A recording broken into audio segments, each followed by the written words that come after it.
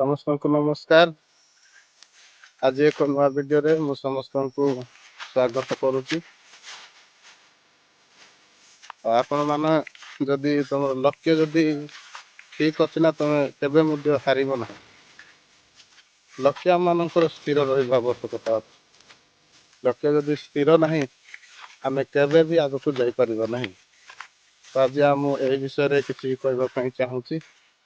ଆପଣମାନେ ଭିଡିଓ ସହିତ ଶେଷ ପର୍ଯ୍ୟନ୍ତ ରହନ୍ତୁ। ମୁଁ ବିଶ୍ୱାସ କରେ ଯେ କିଛି ବିଷୟ ତ ଆମେ ସମସ୍ତେ କିଛି ବିଷୟ ବୁଝିପାରିବା। ତ ପ୍ରିୟ ପ୍ରଭୁଙ୍କର ଲୋକମାନେ, ଗୋଟେ ଦିନ ଜଣେ ବୁଢ଼ୀମା ପାଷ୍ଟରଙ୍କୁ କହିଲେ, ପାଷ୍ଟର, ମୁଁ ଆଉ ଚର୍ଚ୍ଚକୁ ମୁଁ ଆସିବି ନାହିଁ। ଯେହେତୁ ଚର୍ଚ୍ଚରେ ପିଲାମାନେ ବିଶୃଙ୍ଖଳା ହେଉଛନ୍ତି, କଥା ଶୁଣୁନାହାନ୍ତି, ଆଗ ଭଳି ଆଉ ମଣ୍ଡଳୀର ପରିସ୍ଥିତି ନାହିଁ।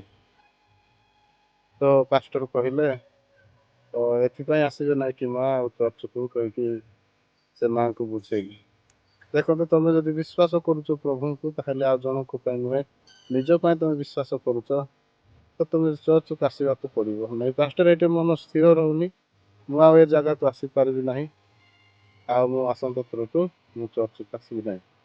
ଯେହେତୁ ଏଠାରେ ବେଶୀ ବିଶୃଙ୍ଖଳା ହେଉଛି, କିଏ କାହାର କଥା ଶୁଣୁନାହାନ୍ତି, ମାନୁନାହାନ୍ତି, ନିଜ ନିଜ ଇଚ୍ଛାରେ ସମସ୍ତେ ଜିଦିରେ ରହୁଛନ୍ତି। ତ ମୁଁ ଏ ପ୍ରକାର ପରିସ୍ଥିତିକୁ ମୁଁ ମୋ ହୃଦୟରେ ମୁଁ ସହିପାରୁନାହିଁ, ମୁଁ ଆଉ ଆସିପାରିବି ନାହିଁ, ଦୟାକରି ମୋତେ କ୍ଷମା କରିବେ, ଏ ପ୍ରକାର ସେ ମା ପାଷ୍ଟରଙ୍କୁ କହିଲେ। ତ ଶେଷରେ ଗୋଟେ ପାଷ୍ଟର ତାଙ୍କୁ ଗୋଟେ କଥା କହିଲେ ଯେ, ମା ଆଉ ତ ଆସିବିନି କହୁଛନ୍ତି, ତ ଆଜି ଆସିଛନ୍ତି, ମୁଁ ଗୋଟେ ବିଷୟ ମୁଁ ଆପଣଙ୍କୁ କହିବି, ତ ସେଇ କାର୍ଯ୍ୟ କରିକି ଆପଣ ଯାଆନ୍ତୁ। ଠିକ ଅଛି ଆଜ୍ଞା, ଆପଣ ଯୋଉ କାମ କରିବା ପାଇଁ ଦେବେ ମୁଁ ସେଇ କାମ କରିବି। ତ ପାଷ୍ଟର ଗୋଟେ ଗ୍ଲାସରେ ସେ ମାକୁ ପାଣି ଦେଲେ, ଆଉ କହିଲେ, ଦେଖ, ଚର୍ଚ୍ଚ ଏଇଠୁ ଆରମ୍ଭ କରି ଏମିତି ଚାରିପଟେ ବୁଲିକି ଆସିବେ, କିନ୍ତୁ ଲକ୍ଷ୍ୟ ଗୋଟେ ରଖନ୍ତୁ, ଯେମିତି ଏ ଗ୍ଲାସରେ ଯାହା ପାଣି ଫୁଲ ଅଛି, ଗୋଟିଏ ବି ବିନ୍ଦୁ ତଳେ ଆପଣ ପକେଇବେ ନାହିଁ। ଏପରି ସମୟ ଲାଗୁ, ଅଧିକ ସମୟ ଲାଗୁ, କିନ୍ତୁ ଆପଣ ଚେଷ୍ଟା ଗୋଟେ କରନ୍ତୁ ଯେମିତି ପାଣି ଗୋଟେ ବିନ୍ଦୁ ତଳେ ପଡ଼ିବ ନାହିଁ। ତ ଏ ପ୍ରକାର ଗୋଟେ ସର୍ତ୍ତ ସେ ପାଷ୍ଟର ଆଜ୍ଞା ସେ ମାଆଙ୍କୁ ଦେଲେ।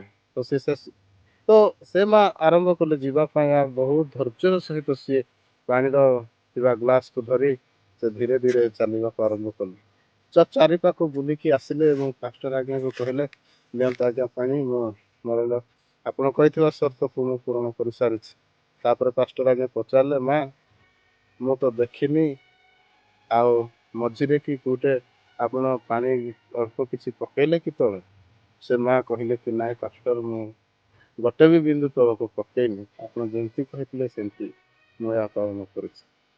ତ ସେତେବେଳେ ପାଷ୍ଟର ଆଜ୍ଞା କହିଲେ, ଦେଖନ୍ତୁ ମା, ତମର ଲକ୍ଷ୍ୟ ଗୋଟେ ସ୍ଥିର ରହିଲା ଏବଂ ତମେ ଭାବିଲ ଯେ ନାଇଁ, ମୋତେ ପାଷ୍ଟର ଆଜ୍ଞା କହିଛନ୍ତି ଏ ପ୍ରକାର ମୋତେ କାର୍ଯ୍ୟ କରିବାକୁ। ତ ସେ ଲକ୍ଷ୍ୟକୁ ନେଇକି ଧୈର୍ଯ୍ୟର ସହିତ ତୁମେ ଗ୍ଲାସକୁ ଧରିଲ ଏବଂ ପାଣିକୁ ବହୁତ ଧୈର୍ଯ୍ୟର ସହିତ ଚର୍ଚ୍ଚ ଚାରିପାଖକୁ ବୁଲେଇ ଆଣିଲ, ତ ପାଣିକୁ ଆପଣ ବଞ୍ଚେଇ ପାରିଲ। ଠିକ ସେହିପରି ମଣ୍ଡଳୀରେ ମଧ୍ୟ ତମେ ନିଜର ଧୈର୍ଯ୍ୟ ଯଦି ସ୍ଥିର ରଖୁଛ ଏବଂ ଈଶ୍ୱରଙ୍କ ଠାରେ ବିଶ୍ୱାସ ରଖୁଛ, ତାହେଲେ କେବେ ମଧ୍ୟ ଦହଲିବେ ନାହିଁ। ଈଶ୍ୱରଙ୍କ ପାଇଁ ଅଧିକରୁ ଅଧିକ କାର୍ଯ୍ୟ ସିନା କରିବେ, ଏ ପ୍ରକାର ଚିନ୍ତାଧାରା ଆପଣ ମନରେ ରଖିବେ ନାହିଁ। ପ୍ରିୟ ପ୍ରଭୁଙ୍କ ଲୋକମାନେ, ଆଜି ଏ ପ୍ରକାର ପରିସ୍ଥିତି ହେଇଛି ମଣ୍ଡଳୀରେ ଆଉ ଲୋକମାନେ ମନ ସ୍ଥିର ନାହିଁ। ଅନ୍ୟ ଜଣକୁ ଦେଖିକି ନିଜେ ନିଜେ ପଥଭ୍ରଷ୍ଟ ହେବାକୁ ଯାଉଛି, ମଣ୍ଡଳ ପତନ ହେବାକୁ ଯାଉଛି। ତ ସେମିତି ହୁଅନ୍ତୁ ନାହିଁ। ବିଶ୍ୱାସ ଭରସା ଈଶ୍ୱରଙ୍କ ଠାରେ ରଖନ୍ତୁ ଏବଂ ନିଜେ